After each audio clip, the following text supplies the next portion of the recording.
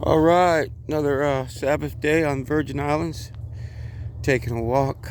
Um, Today we're going to talk about a beautiful scripture that we kind of forget, and I forgot what scripture it is, but I remember what it says. And if you get the Blue Bible, I could put this phrase in it. It'll tell you the scripture, which I should have did before the video, but I do this on a responsive way. I don't know when I'm going to start the video, when I'm going to do it. It's just something in my head at the time. Like video games. I like video games, and I always liked video games all my life, and I like to talk about that sometimes too. But these video game lovers are pissing me off because they're dividing between video. It's unbelievable. But anyway, on the note of the Father, there's a scripture that talks about the Father will bring all darkness into light. And brothers, that prophecy is being fulfilled right now. And the reason why I'm telling you this is because as I walk around the island here, and this is a very small island, probably about 50,000 people, maybe less, and people still wear masks. The governor says we don't have to wear masks anymore. It's for your discretion. And majority of them still wear masks.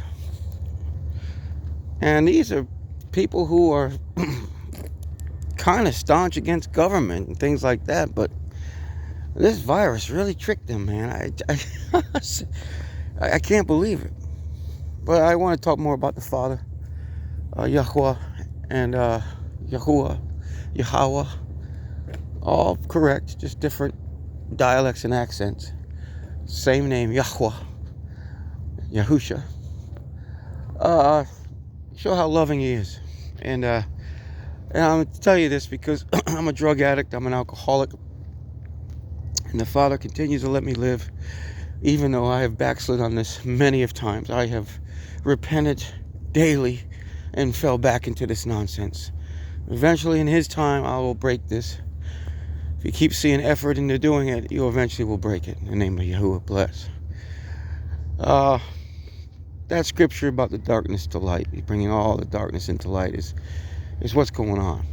And I'm just amazed that people are still wearing masks when they're told they don't even have to, with all the information about this virus and how viruses work, with all the information about COVID-19, with all the information of the magic potion, with all this information we have on this, people continually wear a mask. So the good Father in heaven doesn't, he always gives us information, always warns us, always tells us what's going on, because he wants us to be victorious. He wants us to stop sinning. He wants all of us to do it. Gentile, Jew, don't matter.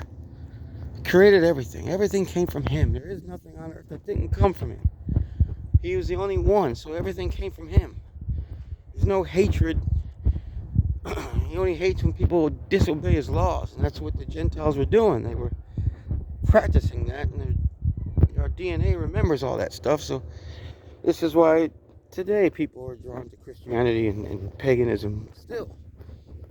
This is why they go to false churches and Joel Osteens and the charismatic speakers and all these people. They're drawn to paganism. They're drawn to image worship. It comes from the stem of Gentiles. The Father knows that.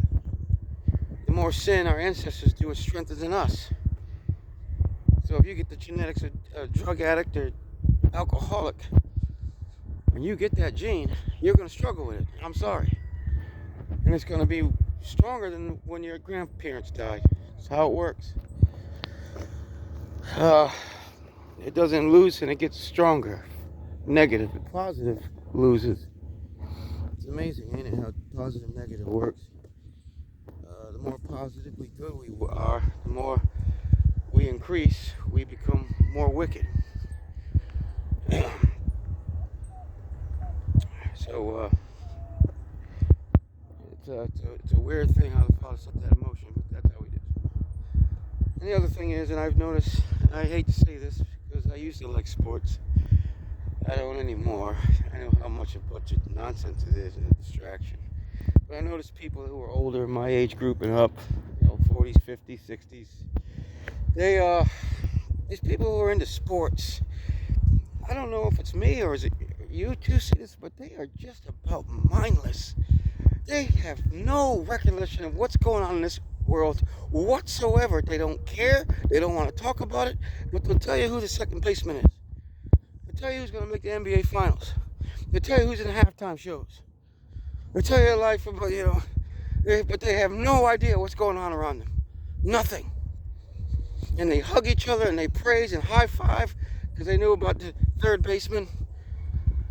And you want to talk about something real? I don't want to talk about that. I don't know if you noticed it, but I've noticed it. And some of these ones that I'm talking about are church people. My parents. My dad loves the Super Bowl. I don't think he's ever missed a Super Bowl. Bless him for this, and I'm not badgering my father, but he knows nothing of his own religion. He's a Jehovah's Witness. He doesn't even know what he's following because he doesn't have any effort into studying, into finding things. They call it conspiracy. I mean, it's not even the right word for that. Conspiracy is more of a plan to do some demise, do something wicked, planning a conspiracy against humankind. It's not about telling the truth about something and because it's uncomfortable. It's called a conspiracy. It's pretty much what they're saying. We don't like what you're talking about because it makes my ears ring because I don't believe it. It's a conspiracy. But I'll never research it. I'll never study it because I don't want to be considered a crazy person, conspiracy theorist. That's how they labeled us. That's how they did it. And Satan's a very smart dude. Because now people won't even come to the truth or even test it to see if it's the truth. Because they fear they're considered a conspiracy theorist. That's how it is. You become labeled, dogmatic, religion, science, theologians, historian, all these labels. Nobody takes anything seriously. It's just a label of something else. Anyway, thank the good Father that He brought out all this knowledge for us. And that was Yah. Wasn't nobody but the Father putting in the hearts of these people to be whistleblowers, to put YouTube videos and BitChute.